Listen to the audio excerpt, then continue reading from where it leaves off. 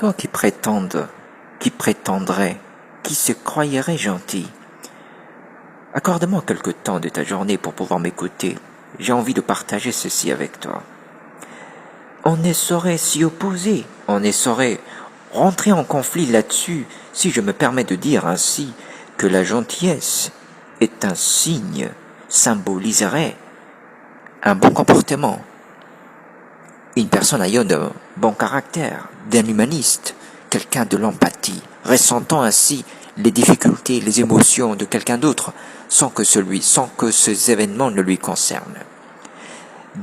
Dans les sociétés de nos jours, la gentillesse peut être aperçue vraisemblablement comme de la vulnérabilité.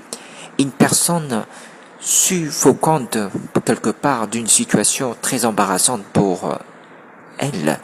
Une personne étant victime de quelque chose qui pèse lourd dans sa vie. Parce que ces épreuves rendent quelqu'un très gentil. On y croit ainsi. En réalité, des personnes fortunées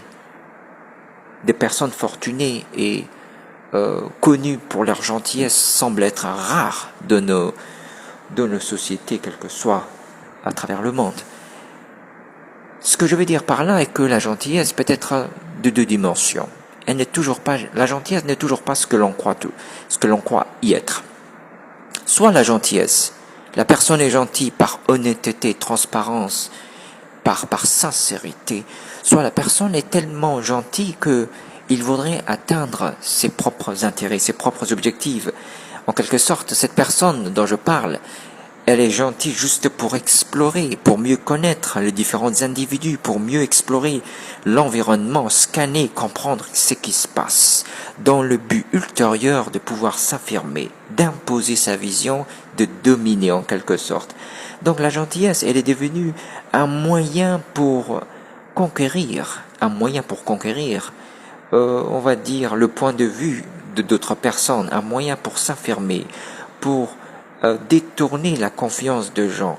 Quand on y croise quelqu'un de très gentil, on doit se demander, on doit remettre en cause si cette gentillesse est par honnêteté ou si c'est juste par intérêt. Toute personne gentille ne le serait certainement pas gentille, à savoir ainsi distinguer, mais une difficulté s'affirme. Personne ne peut